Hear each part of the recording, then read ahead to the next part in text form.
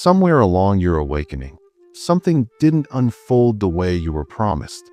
Maybe it followed a breakthrough, maybe a breakdown, maybe a long dark night where everything familiar fell apart.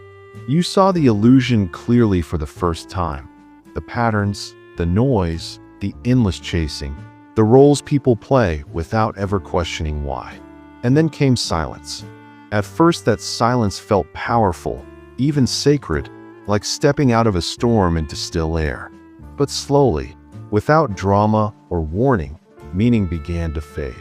Not all at once, not in a way you could explain to anyone, just a quiet dimming, like the volume of life was turned down and never brought back up. You didn't collapse or self-destruct. You simply stopped pushing, stopped striving, stopped caring in the way you used to. Not reckless apathy, just a deep existential exhale, as if your soul had grown tired of pretending. And then a question began whispering beneath everything else. Why do I feel so numb now that I finally see the truth? This is the paradox no one prepares you for. We're told awakening will light us up, that insight will bring passion, clarity, and unstoppable motivation. But for many people, especially the deeply introspective, sensitive, empathic types, awakening does the opposite before it does anything else. It empties you. I once spoke to someone who embodied this perfectly. Sharp, perceptive, spiritually devoted, immersed in all the right teachings. After a long dark night, she had a powerful awakening. She saw through identity, ego, and the chase for external validation. She understood it intellectually and viscerally. And yet, a couple of months later, she found herself lying in bed staring at the ceiling, unable to summon a reason to get up. She said, "I used to cry because I wasn't doing enough.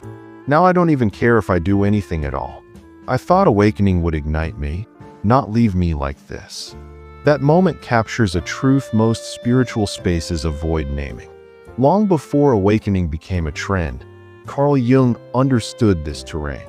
He didn't speak in the language of bliss or constant light. He spoke of shadow, psyche, and death.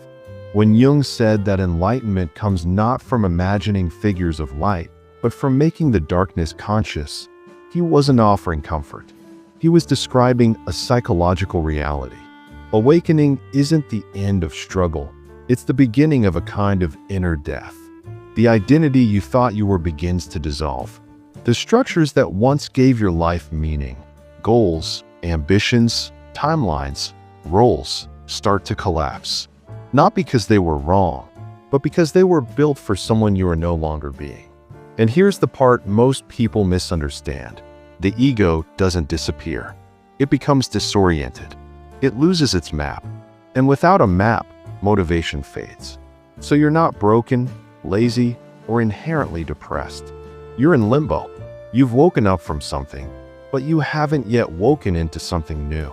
This liminal state feels unbearable in a world obsessed with productivity and forward motion. Stillness is labeled stagnation. Pauses are treated as problems to fix.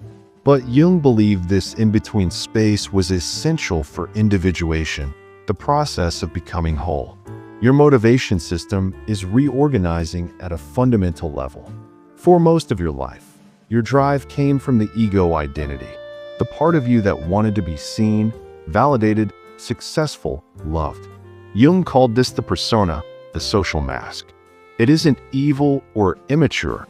It's necessary for functioning in the world. But awakening strips the mask.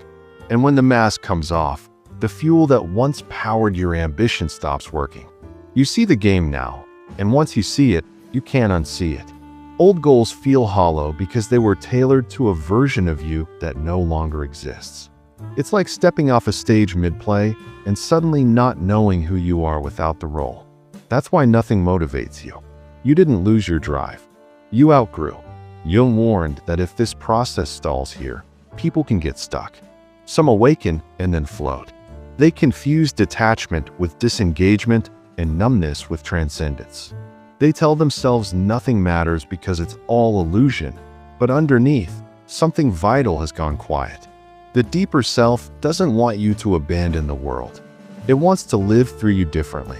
To do that, you must pass through a phase almost no one recognizes while they're in it. It doesn't look spiritual. It doesn't look enlightened. It looks like silence, like watching the world move while you stand still. Jung described this reversal as a natural psychic swing, a movement from ego-driven striving to soul-level stillness. From "I must do everything" to "why do anything at all?" This swing isn't a mistake, it's how balance is restored. Across myths and ancient teachings, this phase appears again and again as the hermit, the exile, the descent, the cocoon. Before transformation, there is dissolution. The caterpillar doesn't become a butterfly immediately. First, it dissolves into formless matter. And for a while, it's nothing recognizable. That's what this phase feels like. And the ego panics because it wants direction, identity, and certainty. But the deeper self whispers something quieter. Let go. Something truer is forming. Modern spirituality often skips this part, selling light without descent, purpose without disintegration. Jung knew better. He believed the gold was always buried in the darkness. Shadow integration isn't optional. This emptiness you feel is where what you buried finally has space to rise. You're not failing. You're metabolizing. When you stop fighting the void, something subtle begins to shift. Motivation returns, but it doesn't feel like before. It's not anxious or frantic. It doesn't come from fear or comparison. It feels older, quieter, almost like remembering rather than chasing. Jung called this the emergence of the self, not as an idea, but as an inner compass. You don't force movement anymore. You respond. You're guided by resonance rather than pressure. You stop asking what you should do and start sensing what feels honest. This doesn't mean life suddenly becomes easy or clear. You'll still feel tired at times, still confused, still human. But what disappears is that chronic sense of inner betrayal, the feeling of dragging yourself through a life that doesn't fit.